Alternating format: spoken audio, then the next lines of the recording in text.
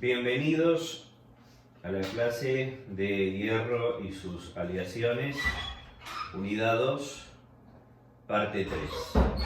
Bueno, habíamos quedado la clase pasada en sistemas de identificación de aceros y aceros aliados estándar. Hoy por hoy hay varios organismos o institutos a nivel internacional en donde han estandarizado todas las aleaciones de hierro en función de usos, en función de la composición química, en función de los tratamientos térmicos y en definitiva en función de las propiedades mecánicas. ¿Cómo se fue desarrollando esto históricamente? Bueno, la primera que surge con la industria del petróleo y del gas. El petróleo había que extraerlo, lo mismo que el gas, y había que transportarlo. El primer medio para transporte fue justamente toda la parte de piping, o sea, tubos de hierro. Y hubo que normalizarlos. Entonces el primer instituto que surge es un instituto americano que es el AISI, el American Iron and Steel Institute.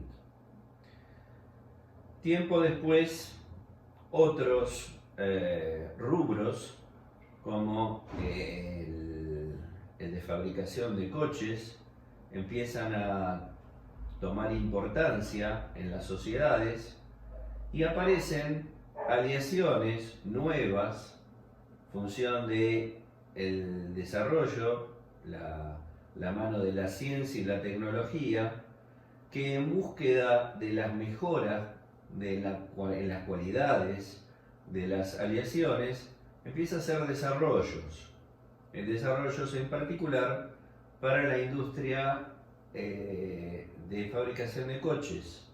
De ahí sale toda una estandarización del acero en la SAE, Society of Automotive Engineers. Por lo tanto, hoy ustedes podrán encontrar toda la estandarización del hierro y sus aleaciones con todas sus propiedades mecánicas y demás, tanto en las normas AISI como en las normas AE. También están las normas alemanas, las normas francesas. Bueno, se fueron desarrollando una serie de estándar y hoy por hoy están tratando de converger en una relación entre los distintos estándares.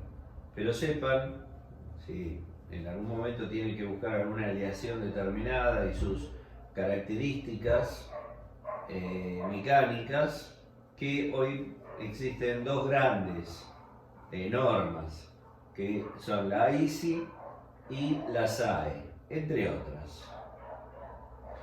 Dentro de los sistemas de identificación de aceros, se trató de ir a una estandarización. Entonces, la primera estandarización, debido a la diversidad de aleaciones que puede presentar el hierro no solamente es aliado con carbono, fundamentalmente, todos los hierros siempre tienen alguna composición determinada de carbono, siendo sistemas binarios, sino también pueden tener otros aliantes principales, como puede ser el níquel, el cromo.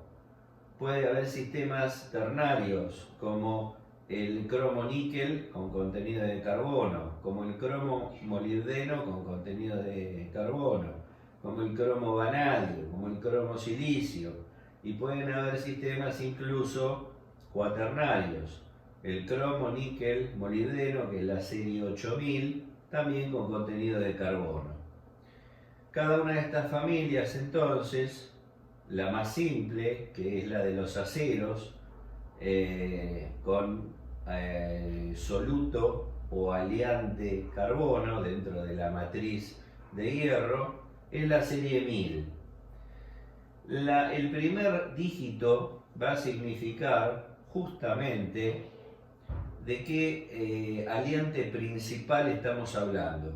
Cuando, por ejemplo, tenemos un aliante solamente carbono, diremos que pertenece a la serie 1000. Cuando tenemos níquel, pertenecerá a la serie 2000. Cuando los aliantes son fundamentales, cromo-níquel, será la serie 3000 y así sucesivamente. Los dos últimos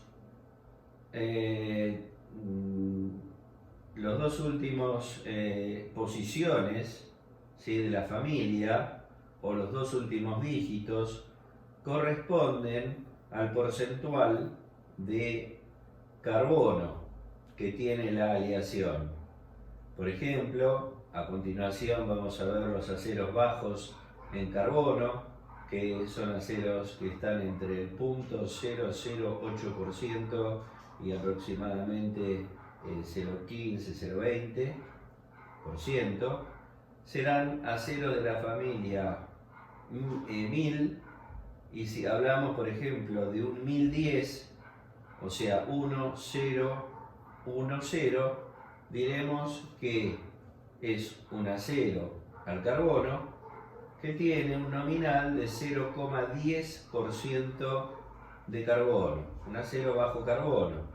Si hablamos de un 1005, hablaremos de un acero al carbono de 0,05. Si hablamos de un 1020, hablaremos de un acero al carbono de 0,20% de carbono, y así sucesivamente. Acá entramos en el diagrama de fases. Este es un diagrama muy importante, genérico. Después cada digamos, soluto solvente, en este caso estamos hablando de hierro-carbono, esta es el diagrama de fases. Cuando hablamos de un sistema hierro-carbono-níquel tendrá otro diagrama de fases. Cuando hablamos de un sistema hierro-molibdeno tendrá otro diagrama de fase representativo, y así sucesivamente. Vamos a ver en este curso, nos vamos a detener en particular en el diagrama de fases hierro-carbono. ¿Cómo están formados estos diagramas de fases? Bueno, en este caso hay una matriz de hierro en donde nosotros le vamos agregando distintas proporciones de carbono. Ustedes van a ver en el eje X el porcentaje de carbono: 0, 1, 2, 3, 4%. Y en el eje Y la temperatura. Esa es la temperatura hasta llegar a los puntos de fusión, ¿sí? Que habíamos dicho que aproximadamente, y dependiendo de la composición, el estado líquido se logra por encima de los 1500 grados aproximadamente, según la composición del carbono. A medida que vamos incrementando en carbono, el punto de fusión de la aleación baja, tal cual nos muestra el segmento superior del líquido.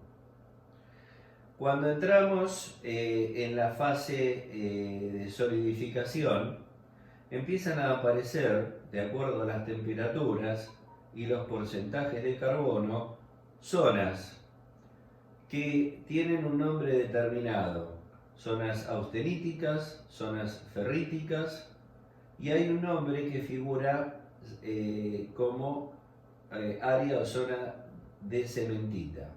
Vamos a ver cada uno qué es. Cuando hablamos de carbono en solución, dependiendo del porcentaje de carbono y la temperatura en que se encuentra esa solución, diremos que pueden haber fases ferríticas o fases austeníticas. La fase ferrítica, que es la primera, estamos viendo hacia la derecha la red cristalina cúbica centrada en el cuerpo, ¿sí? Ahí vemos que los átomos de carbono, hay un átomo de carbono en el centro del cubo, y después hay sendos átomos de carbono en los vértices. un átomo de carbono en cada vértice, y en solución, que determina la matriz ferrítica, hay un átomo de carbono que es el átomo con color negro. Diremos que el estado de solubilidad de ferrita admite muy poco carbono en su solución. Admite hasta un 0,008% de carbono. Por lo tanto, diremos que la ferrita es prácticamente hierro puro. Vemos hacia la izquierda que las zonas puramente ferríticas es muy chica, se encuentra en los 600 y 900 grados y en proporciones de carbono que están por debajo de 0,008. Esa es la zona netamente ferrítica. Volviendo al tema de la solubilidad, cuando estamos en porcentajes de carbono por encima de 0,008 y hasta 2% de contenido de carbono, entramos en una zona, y a temperaturas determinadas, entramos en una zona que se llama área austenítica. ¿Sí? La austenita es una red cristalina cúbica ya centrada en las caras. El hierro está centrado en las caras, no es más centrado en el cuerpo, como era la zona ferrítica, sino esto es centrado en las caras. Y en este caso los átomos de carbono tienen más posibilidad de acomodarse en algunas partes del centro de las aristas. Por eso es que esta solución, que acepta hasta 2% en masa de carbono, se llama austenita. Obviamente la austenita va a tener condiciones mecánicas distintas de la ferrita. Va a ser en general más dura, menos dúctil que la ferrita. Pero fíjense que en todo el diagrama el área netamente ferrítica es muy poca. Es por lo que justamente hablamos al comienzo del hierro y sus aleaciones. El hierro puro, o sea, el hierro ferrítico, prácticamente no tiene uso porque es un material muy dúctil, muy maleable. No tiene las características o cualidades mecánicas que le va a dar sí después la adición de carbono. Dentro entonces de este diagrama vamos a decir que tanto la ferrita como la austenita son redes, ¿sí? O son, digamos, solubilidades que tiene el carbón con el hierro y son estables, ¿sí? Son redes estables. Esto es muy importante, el concepto de lo que es ferrita y lo que es austenita, porque después vamos a tener un estado, también dentro de lo que es la solubilidad del carbono en la base de hierro, que es producto no de este tipo de diagramas de fases, en donde tiene una velocidad de enfriamiento estándar determinada. Estos diagramas de fases se usan o, digamos, se elaboran a nivel laboratorio, incorporando al hierro puro distintas cantidades cada vez mayores de carbono y viendo en cada uno de los enfriamientos y a través de estudios metalográficos qué tipo de diagrama de fase presenta. Tanto la ferrita como la austenita decimos que son fases estables porque vienen de una concentración de carbono dentro de la matriz de hierro de un sistema que se está refrigerando, ¿sí?, en forma estándar. Cuando nosotros subenfriamos cualquier aleación, esa red cristalina, producto de ese subenfriamiento, no es una red cristalina estándar, sino que queda mayor cantidad de carbono atrapado en una posición donde en principio no cabría. Por eso se produce una distorsión elástica y se dice que la martensita, que es un estado de solubilidad del carbono, es digamos, fuera de lo que es un enfriamiento estándar, es una fase no estándar. Entonces, la fase martensita no es una fase estable, se llama una fase metaestable. Por eso es que no figura en el diagrama de fase de hierro-carbono. En el diagrama de fase de hierro-carbono solamente van a figurar las situaciones estables de solubilidad de carbono en hierro. La austenita es una de ellas, se produce a temperaturas por encima de los 700 grados. Si enfriamos cualquier punto, depende de qué punto partimos, un punto por ejemplo de austenita, a medida que enfriamos de los 1300, 1200 grados, llega un momento en que ese carbono va a ir migrando, ¿sí? Y se va a transformar desde la fase austenita en una fase de ferrita más austenita y después en una fase de ferrita más cementita.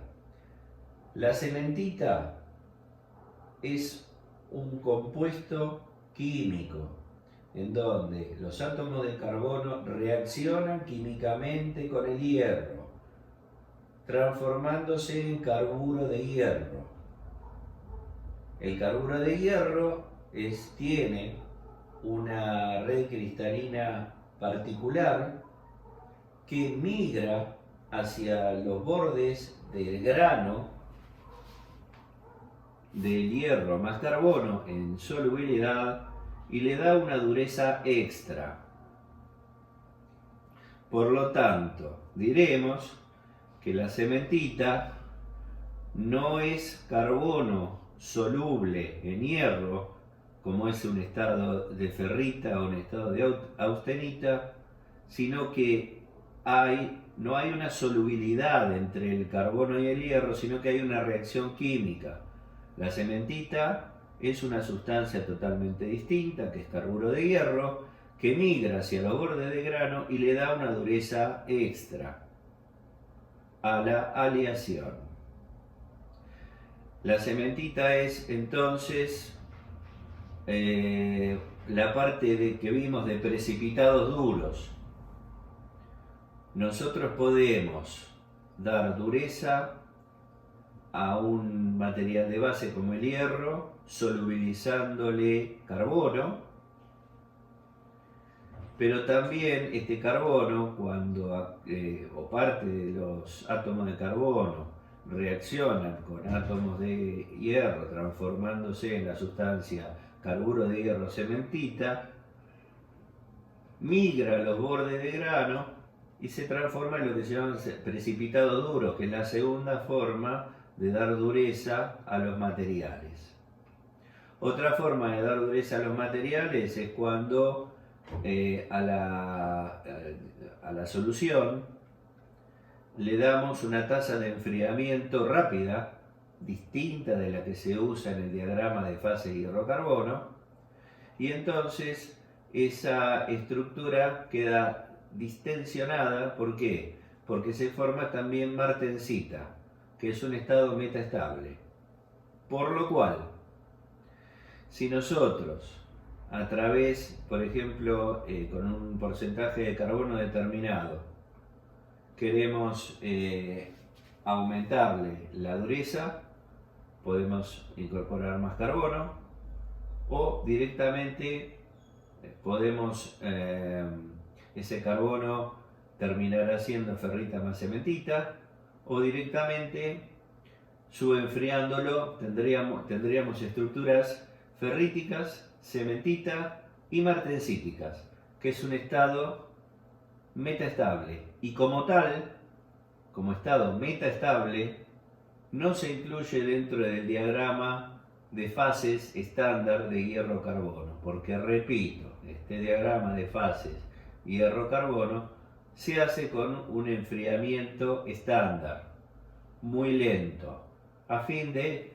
visualizar cada una de las fases estables, no las metaestables. Esta es una vista del diagrama de fase hierro-carbono, poniendo un zoom desde los 700 grados hasta los 1538. En cuanto a la composición de carbono, tenemos los aceros desde bajo, medio y alto contenido de carbono, hasta pasando por toda la parte de fundiciones. También hay una denominación de los hierros como hipoeutectoides, hipereutectoides, hipereutecticas y hipereutécticas que no veremos en este presente curso. Solamente diremos que los aceros los podremos denominar en función de su porcentaje de acero, como lo venimos haciendo ahora, en alto, medio y bajo, o en cómo se conforma o qué estructuras tienen en función de un análisis metalográfico que veremos a continuación. Según el diagrama de fases, entonces, hierro-carbono, cuando hablamos de hierro-carbono, diferenciaremos los perlíticos, ferritoperlíticos, los ferríticos y otros, con composición de carbón menor a 2,11%, y por encima de 2,11 a 6,67 hablaremos de fundiciones blancas. ¿Sí? Esta es otra, diferenciación cuando hablamos de perlitos, ferritoperlíticos. ¿Sí? Hablamos de aceros que tienen una determinada composición o estructura metalográfica, lo vamos a ver más adelante. Hasta acá diremos que los aceros ferríticos corresponden al gran consumo de acero, un 40%, los ferritoperlíticos un 25%, un perlítico un 15%, aceros ya especiales de media y alta aleación un 20%. Los más consumidos cuando hablamos, por ejemplo, de aceros ferríticos o ferritoperlíticos son aceros bajo y medio contenido de carbono. Son equivalentes. Los aceros con bajo contenido de carbono son los aceros que podemos soldar. Los que tienen por encima de 0,25% de carbono son aceros que ya tienen dificultades para ser soldados, pues las soldaduras crean fases muy rígidas y tienden a romperse fácilmente, porque crean fases muy rígidas y frágiles.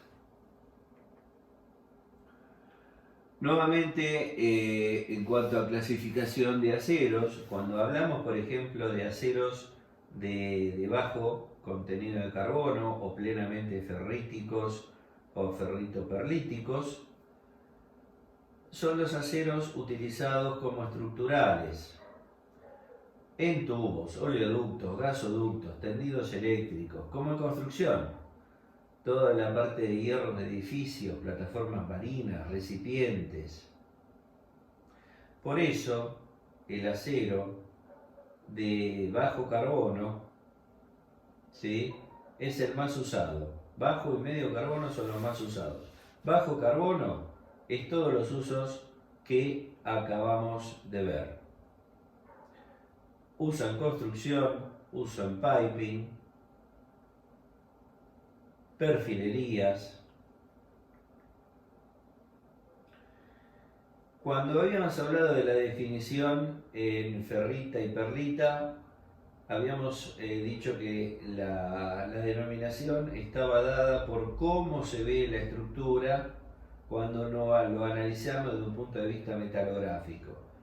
El ensayo de metalografía es la base de la metalurgia, ¿sí? En ella nos indica cómo es la distribución de carbono en hierro, qué tipo de distribución tiene. Por ejemplo, hacia la izquierda podemos ver una microestructura perlítica de acero. La fase clara son hierro ferrítico, o sea, hierro casi puro. La fase oscura es la cementita, o sea, todo lo oscuro es carburo de hierro. Después, hacia la derecha, podemos ver un acero con un 0,38% de carbono, constituida por perlita y ferrita. Fíjense que la perlita tiene forma redondeada, de ahí su nombre, ¿sí? En el diagrama de la derecha se ve en dónde se puede encontrar esa microestructura. Por lo cual, cuando hablamos de acero perlítico o ferrítico, estamos hablando desde el punto de vista de cómo aparece esa estructura en un ensayo al microscopio. Bueno, después tenemos otro grupo de aceros bajos en carbono, pero de alta resistencia. Son aceros que ya tienen otro tipo de aleaciones. Generalmente son aceros muy bajos en carbono, ¿sí? Pero tienen otros elementos aliantes, como manganeso, fósforo, silicio, cromo, níquel, molibdeno. Estos aceros sirven para ser laminados en caliente, ¿sí? Se obtiene una estructura de grano muy fina. Bueno, después hay una serie de tablas que nos empiezan a mostrar no tanto la composición química, sino la resistencia que empiezan a tener esos aceros bajos en carbono, ¿sí? Aceros medios en carbono son aceros comprendidos entre un 0,25 y un 0,6%.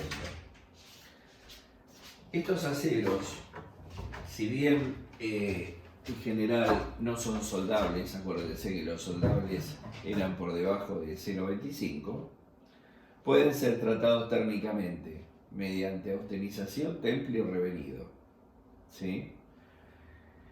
En estos aceros, al hablar de temple, estamos hablando de creación de estructuras metaestables, como es la martensita, que es la estructura que le agrega mayor dureza. En este tipo de aceros, los usos son usos donde el componente está atado a una fricción permanente, ¿sí? Como pueden ser, por ejemplo, ruedas y rails de trenes. Entonces, ya cuando vean los rieles de trenes, ya saben que son aceros medios en carbono, entre 0,25 y 0,6%. También para fabricar engranajes cigüeñales, básicamente. Ese es el uso de los aceros medios en carbono. Esto ténganlo en cuenta porque se le va a preguntar en algún momento los usos, que es una parte importante del conocimiento de los materiales. Bueno, en esta tabla que responde a la tabla SAE, vamos a ver algunos porcentajes de composición para algunos tipos de aceros, ¿sí? Generalmente en la tabla suelen fijarse un valor nominal o puede fijarse un entorno. Por ejemplo, si nosotros hablamos de una serie de 4300, diremos que es una serie que presenta un porcentaje de níquel como aliante entre 1,65 y 2%, cromo entre un 0,4 y un 0,9%, molibdeno entre un 0,20 y un 0,30%, ¿sí? Bueno, acá vemos, en vez de tabla de propiedades o composición química, propiedades mecánicas. Esto todo lo pueden buscar en en los distintos estándares, ya sea en los SAE o en los AISI, ¿sí? En general se trata de ir a un sistema numérico uniformado, que es el UNS, ¿sí? Es una suerte de estandarización entre lo que es la denominación AISI y SAE. Pasamos a los aceros altos en carbono. Son aquellos aceros que tienen entre 0,6 y 1,4%. Ya están casi tocando porcentajes altos en la parte de fundiciones. Son más duros y resistentes, ¿sí?, que otros aceros al carbono. Justamente a mayor cantidad de concentración de carbono, más duros. Estos se utilizan generalmente en condición templada y revenida para herramientas de corte, ¿sí? Generalmente las herramientas de corte, o lo que nosotros llamamos aceros rápidos, se le agregan a estos aceros altos en carbono cromo, vanadio, tungsteno y molibdeno. ¿Qué forman cada uno de estos? Con el carbono, carburos. De acá son todos precipitados duros y le dan la dureza extra.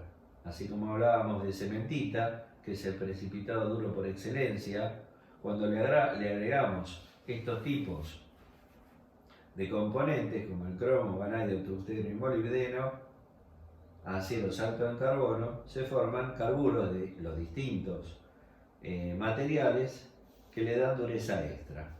Bueno, en las aplicaciones ahí vemos un poco herramientas en general de corte: herrería, carpintería, cortatubos, hojas de corte, cuchillería, brocas, sierras, herramientas de torno, de cepillar, de fresado. Los aceros de alta aleación, entonces, diremos que son aquellos en los que el total de elementos de aleación superan el 5% y generalmente tienen varios aliantes. En los aceros de herramienta, justamente estos elementos, como habíamos hablado, se añaden con el fin de obtener durezas para aplicaciones de mecanizado. Ahora vamos a entrar en todo lo que es aceros inoxidables. Son resistentes a la corrosión, ¿sí?, básicamente. El gran agregado de soluto metálico que le da la capacidad de inoxidabilidad es el cromo. ¿Por qué? Porque el cromo, en un contenido mínimo de un 12%, en la superficie se oxida y lo autopasiva. Se forma óxido de cromo y lo autopasiva. Esa es la base de los aceros inoxidables. Contra mayor cantidad de cromo esté incorporado, mayor capacidad de inoxidabilidad le va a dar. Por supuesto que también le da dureza, ¿sí? En los aceros inoxidables, entonces, una de las formas de mencionarlos son, al igual que los aceros al carbono, como austeníticos, ferríticos y martensíticos, considerando de nuevo que tanto austeníticos como ferríticos son estados estables y los martensíticos son estados metaestables. Esto es, el carbono que en solución a determinada temperatura se subenfría, un enfriamiento muy rápido que hace que parte de esos átomos de carbono queden dentro de una estructura donde no deberían quedar si el enfriamiento fuera lento, y le dan una distorsión, esto es, una dureza extra. ¿sí? Por eso los aceros inoxidables, martensíticos, pues los aceros inoxidables también tienen tratamientos térmicos que los llevan en estado martensítico, son, aparte de su capacidad inoxidable, son duros. Las familias de acero inoxidable, bueno, volvemos a los que están por debajo del 12%, ¿sí? Ya son aceros que tienen determinada resistencia a los ataques químicos. Los que están por encima del 12% son los aceros inoxidables estándar. Los que están por encima del 25% son muy refractarios, generalmente llevan el carbono la mínima cantidad posible, ¿sí? Acá vemos entonces distintas concentraciones de cromo y también de níquel, para pasar de aceros, en algunos casos ferríticos, austeníticos. Lo importante del concepto de todo esto es que la capacidad inoxidable se lo da el cromo y cuando está en general por encima del 12%. Hay otra serie de clasificación que son las series 400 martensíticos, son las series inoxidables martensíticos, ¿sí? Donde se utilizan básicamente, bueno, aplicados en cuchillería. La serie 400 ferríticos, ¿sí? Generalmente las propiedades, bueno, son muy buena resistencia a la corrosión, la dureza no es muy alta. ¿Dónde se usa? Equipos y utensilios domésticos. La serie 300, que son aceros inoxidables austeníticos, son un poco más duros, pues ya tienen mayor contenido de carbono, ¿sí? Las propiedades básicas son excelente resistencia a la corrosión, factor de higiene, limpieza. ¿Dónde se utilizan? Uso doméstico, utensilios, hospitalario, en la industria alimenticia, en tanques, en tuberías, en reactores. Los ferríticos son aleaciones binarias hierro-cromo que contienen alrededor de un 12 a un 30% de cromo, ¿sí? Ferrítico porque al ser bajo en carbono, la mayor parte de la estructura es ferrítica. Son baratos, ya que no contiene níquel, ¿sí? No endurecen por acritud. Materiales de construcción en general. Tienen resistencia a la corrosión, pero no puntualmente son realmente inoxidables. Bueno, este es el diagrama de fase de hierro-cromo. No se va a pedir durante el curso, solamente que lo tengan presente. En cuanto a su composición, los aceros inoxidables martensíticos, diremos que de nuevo la estructura martensítica se caracteriza por ser una estructura metaestable, muy dura, ¿sí? En esta gama de aleación contienen entre un 12 y un 17% de cromo, carbono de un 0,15 a 1%, son capaces de soportar tratamientos térmicos de austenización y temple, de ahí la estructura martensítica, deriva del tratamiento térmico. Son aceros inoxidables muy resistentes y muy tenaces. Por otro lado, los aceros inoxidables martensíticos tienen un comportamiento magnético en el caso en que necesitemos la capacidad de magnetismo en el equipo que estamos diseñando. En general, los aceros inoxidables no son magnéticos, pero los martensíticos sí. Los austeníticos son esencialmente aleaciones ternarias de hierro, cromo, níquel. entre un 16% y un 25% de cromo y entre un 7 a un 20% de níquel. Si tenemos añadido molibdeno, evita corrosión por picaduras o pitting. Son aceros en general de baja resistencia y gran capacidad de deformación. No son ferromagnéticos. En general, bueno, acá vemos aceros inoxidables, una tabla genérica en donde tenemos por un lado algunas composiciones de carbono, cromo, níquel y otros, y cada una de ellas las propiedades mecánicas estándar. Vamos a parar aquí, aceros de herramientas, lo vamos a ver en la próxima clase, que será el desarrollo de la parte 4.